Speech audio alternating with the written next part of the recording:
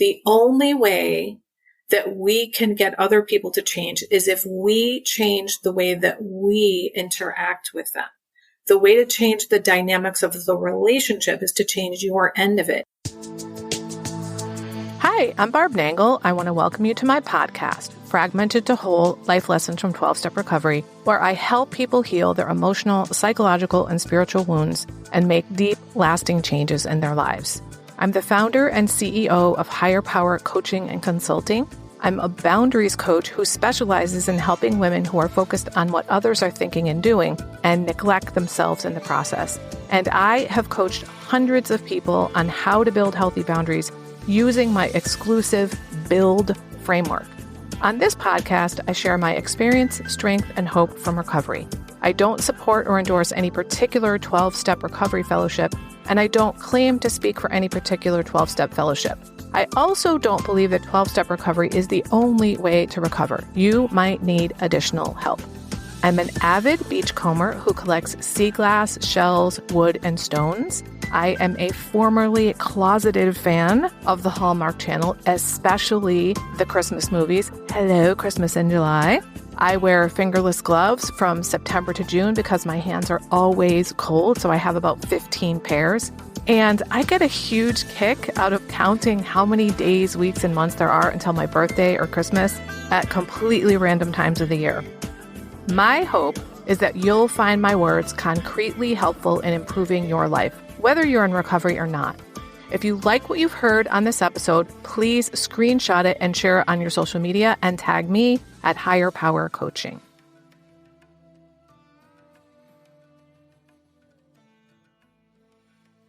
This is episode 263. This is part 3 of my live coaching series. And today I have guest client Melanie, who I'm going to introduce to you in a moment. If you don't know, a few weeks ago, I got the idea to invite people, if they wanted to volunteer, to do coaching with me live for free and have me record it so I could play it on the podcast so people could get an idea of what coaching with me is like. Now, primarily, I do boundaries coaching.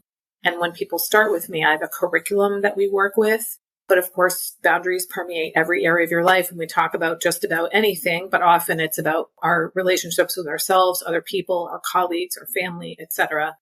So you can get a sample of what it's like to work with me. And so this is the last in the 3-part series. I may do this again. So if you like hearing me doing coaching live, let me know and I'll do it again. And if you would like to volunteer for that, let me know and we'll do it again. And then next week, we're going to go back to my regular, normal Barb solo episode. So that being said, I want to introduce Melanie. Melanie, thank you so much for volunteering to be vulnerable and share in a way that is recorded so other people can hear it and benefit.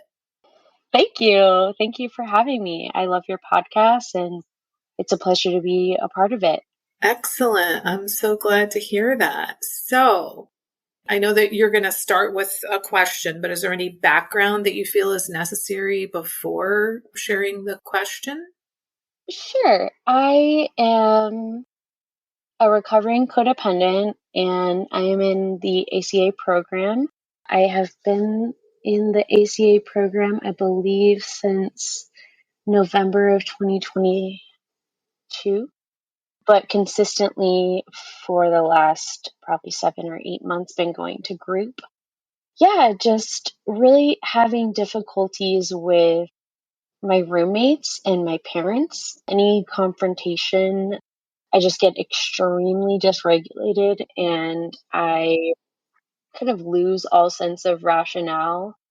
And I was trying to think of how to phrase my question because I wanted to say, how do I get my roommates to pull their weight around the house? But I know that that's not the right way of looking at things. So I guess dealing with conflict, be it roommates or parental or otherwise, and not getting so personally involved.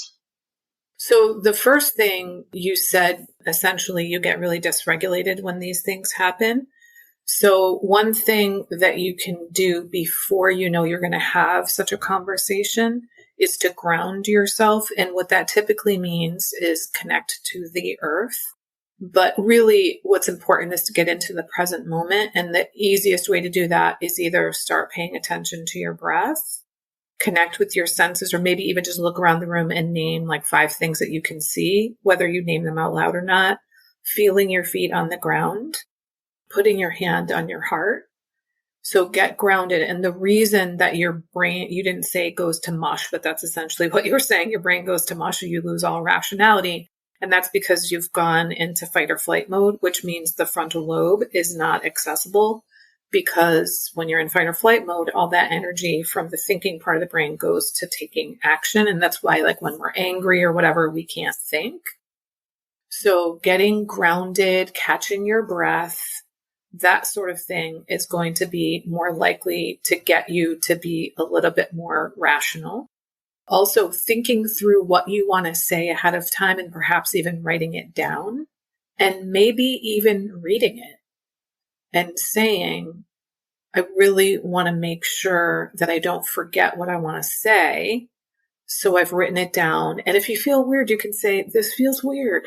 Just name it. Like, this feels weird, but I had to write it down because I was so afraid I was going to lose what I was going to say.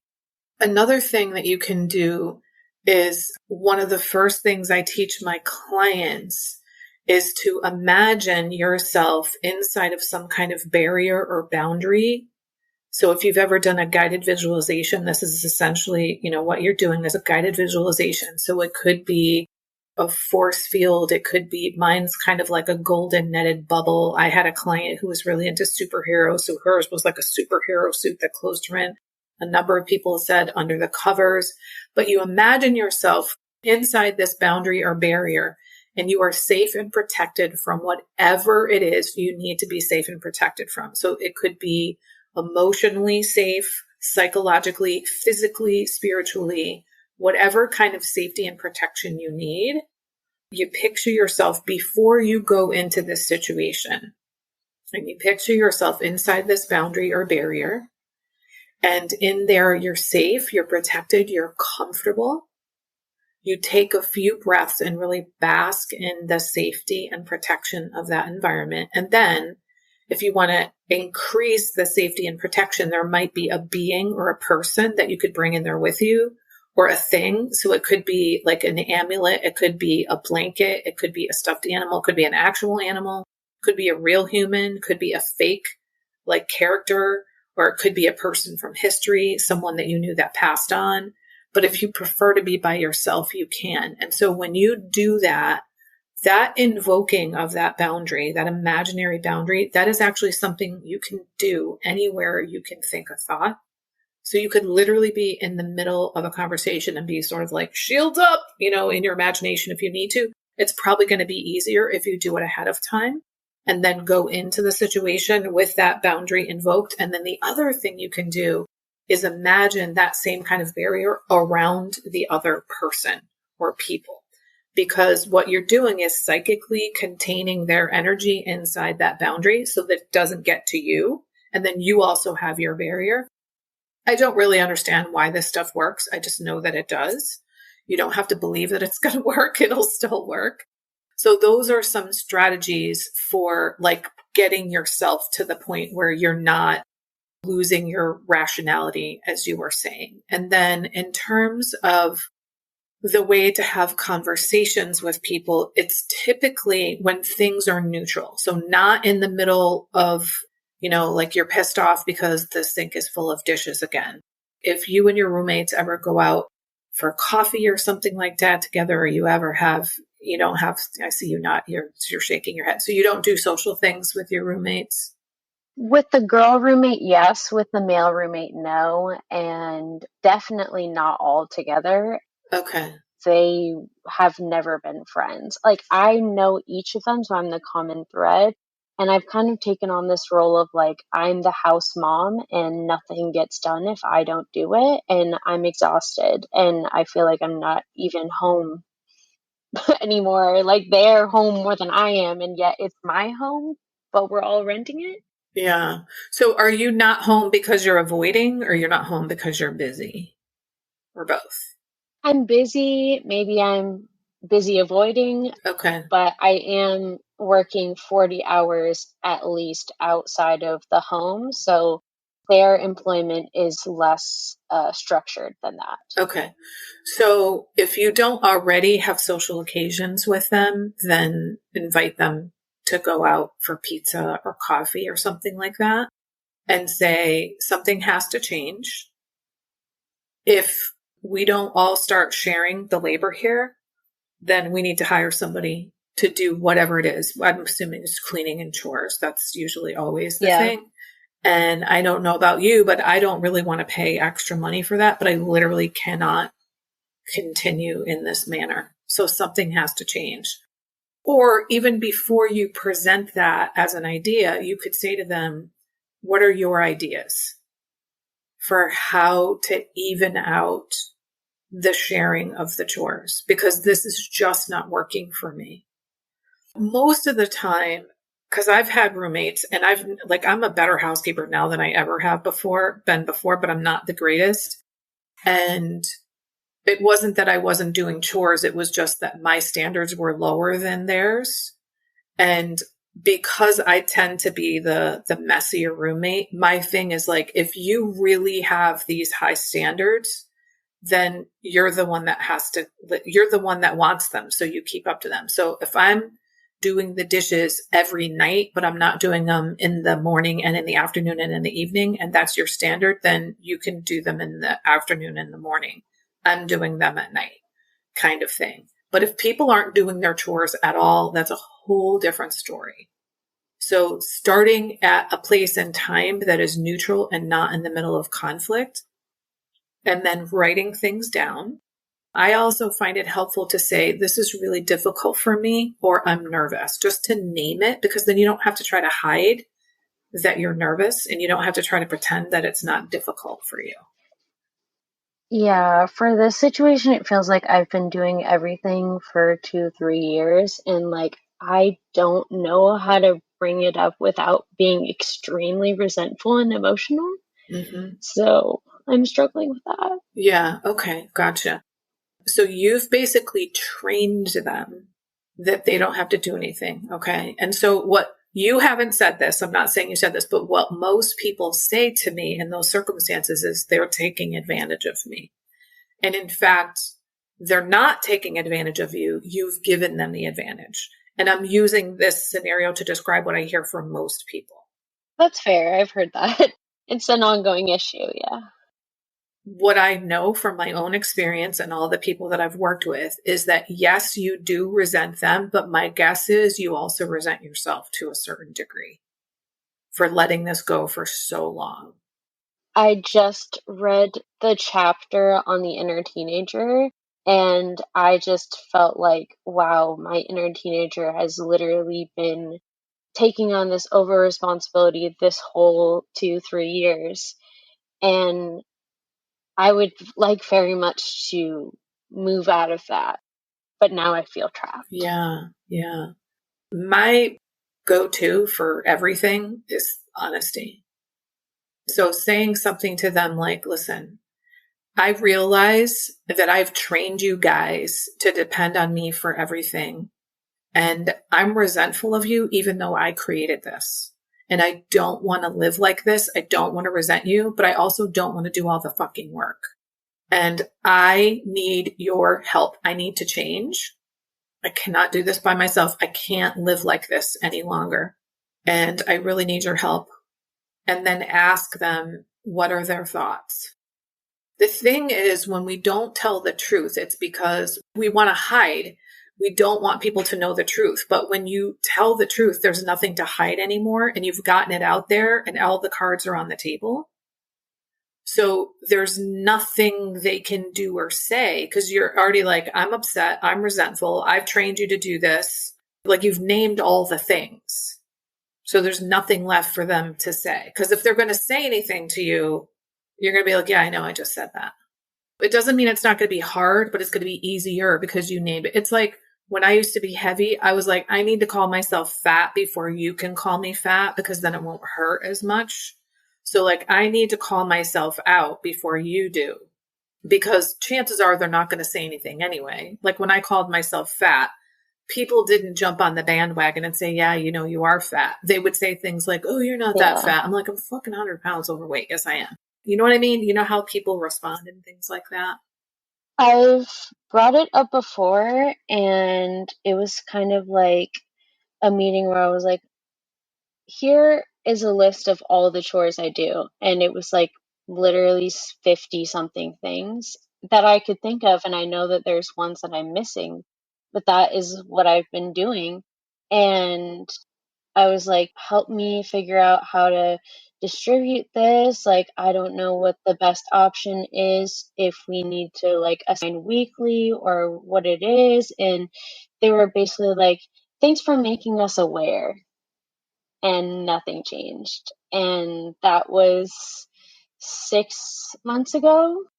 Honestly, I've been having my 73-year-old mother come over every Saturday and help me handle some of the chores so that I can have any shred of personal time. Have you thought of not doing the chores? The garbage doesn't go out, the house gets full of bugs, then that's another problem I have to deal with. I do what I can. Like, I haven't vacuumed my room in months. Mm-mm. So, I mean, I'm obviously not getting to everything, but being able to have clean dishes, and I cook a lot because I have a lot of food allergies. So I really need the kitchen at the very least to be somewhat clean.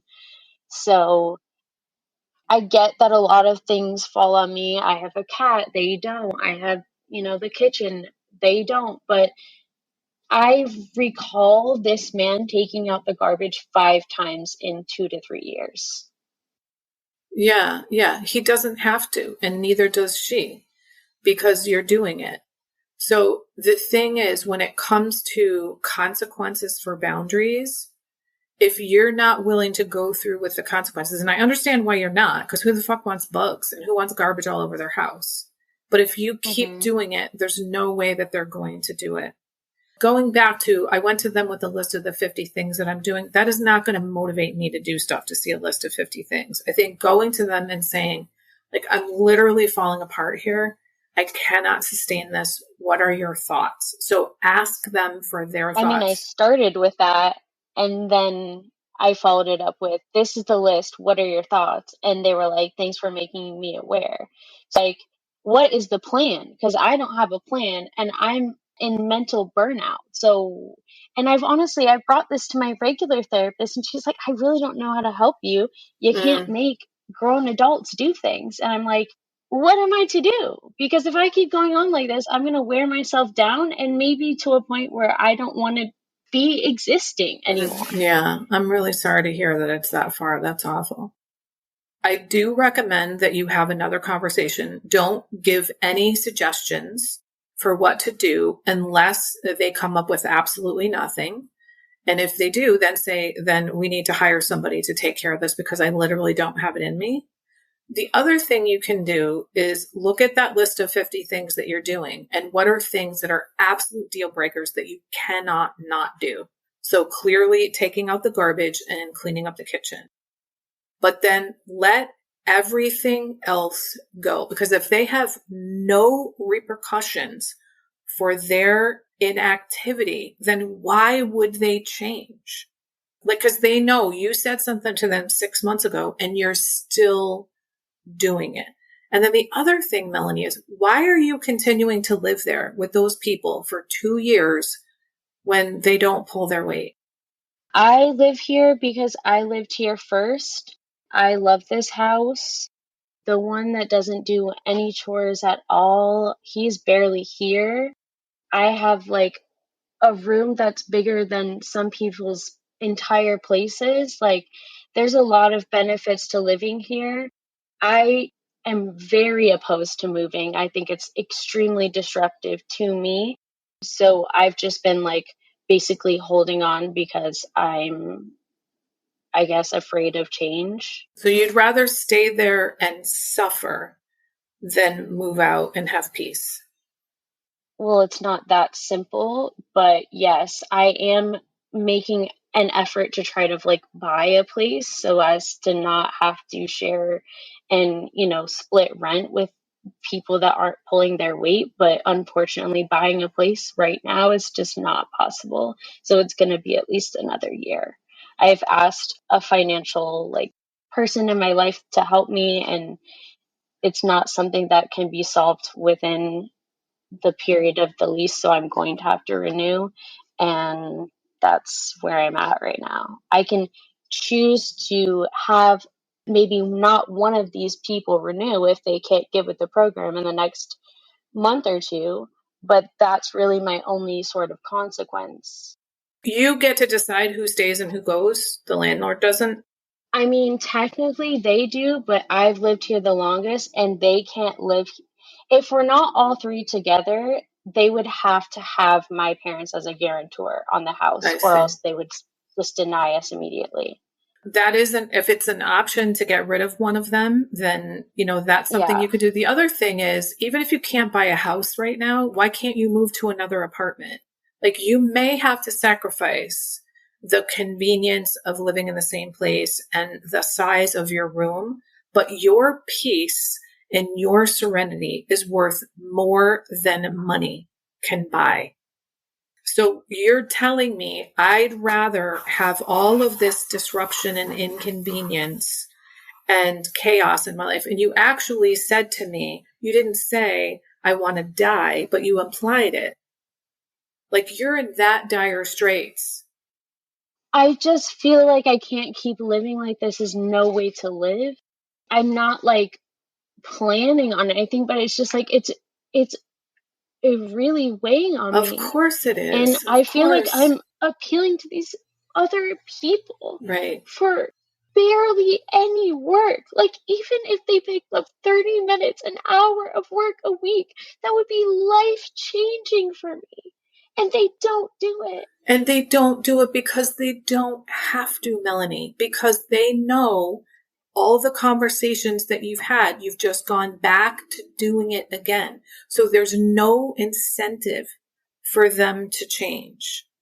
The only way that we can get other people to change is if we change the way that we interact with them. The way to change the dynamics of the relationship is to change your end of it. But you haven't changed your end of it. You've done nothing but go back to doing all the work. And my guess is, because you told me you were an ACA, that this is a pattern that you learned in childhood, that you want something from someone who can't give it to you. That's what most of us happens in our dysfunctional families is we want love, we want attention, we want affection, we want affirmation, whatever it is. And you've probably heard this saying in ACA, or in recovery, don't go to the hardware store for milk. Because they don't sell milk at the hardware store. And when we keep going to the same person and asking them to do the same thing over and over again, and they keep not giving it to us, it's like going to the hardware store for milk. And it's pretty easy to understand the metaphor. Of course, you're not going to go to the hardware store and get milk. But when you keep going to a person and saying, please give me time and labor, please give me time and labor, please give me time and labor, and they don't, and you do nothing different, that it's not going to change. You need to do something different. So either have a conversation with them and don't give them ideas for what you think, unless the conversation is very clearly ended and you've sat there and nobody said anything, then we're going to have to hire somebody, or one of you is going to have to leave, or whatever you decide on. Or of those 50 things, pick out the absolute deal breakers and only do those things and let the other stuff pile up and have them have repercussions for it. Because if they don't have to do anything, they won't. Does that make sense? I mean, they have repercussions or will have repercussions via the lease that we all signed that said we were going to maintain the house. But then we all get those consequences. Mm-hmm. There's stuff that just they're not even aware of all of the stuff. Right. I understand that. They are now because you made them aware. You gave them the list. But I'm not talking about the lease as the repercussions. I'm talking about you stopping doing chores that you're doing. and having whatever, I don't know what that is. So let's say like the living room never gets dusted, it never gets vacuumed, it never gets picked up because you focus all your energy on the kitchen and the garbage in your own room. And you let whatever happens in the rest of the house happen. And if they can tolerate living in a pigsty because you've stopped cleaning it up and you can't, then either you leave or you decide, okay, I have to clean this up because I can't live like this. But you can't, like you came into this call knowing I can't make people clean up. I can't make them, but you can change, you can influence them by stopping doing all the things that you're doing so that they either get sick of it and do it themselves, or you get the message, these people are willing to live in an absolute pigsty and I'm not. That goes back to like when I was talking about when I had roommates. I'm going to pull my part, but my standards are lower than yours. And if I were doing nothing, that would be one thing, but I'm doing something. I am not doing the dishes 3 times a day. So if you're the one that really has the standards of 3 times a day, then that's up to you.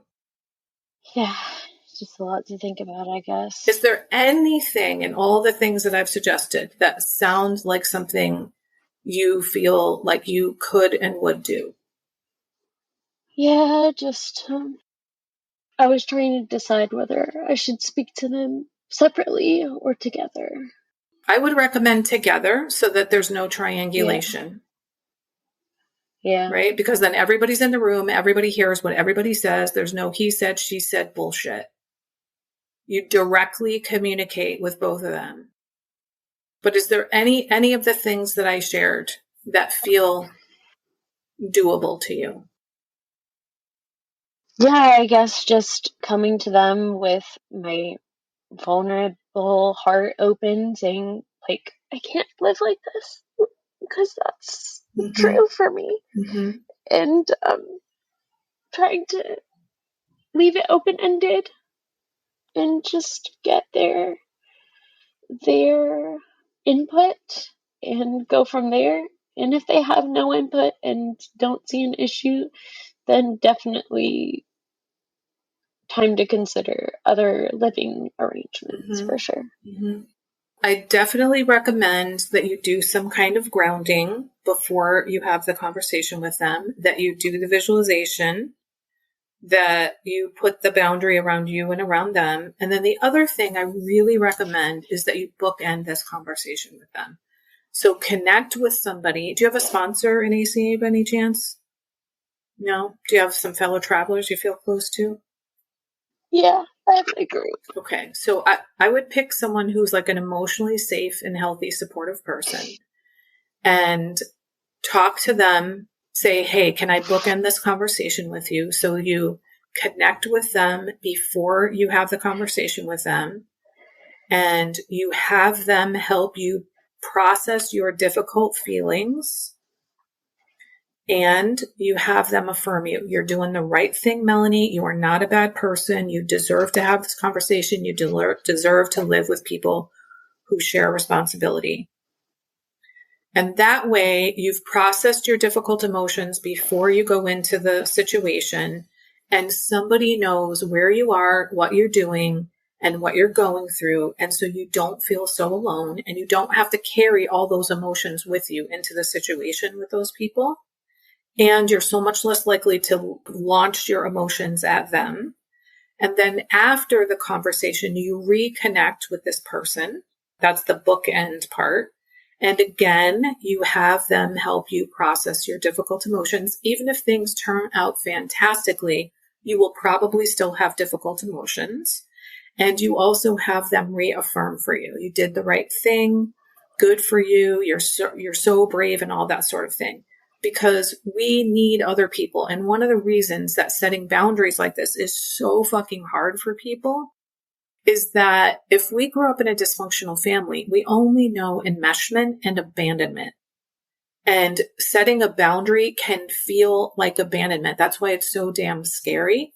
So when we have this other person who knows where we are and knows what we're doing, and they've processed our emotions with us, which didn't happen when we were kids, we're likely to feel so much stronger and shored up in a way that if we go and do all this stuff by ourselves, we just don't feel.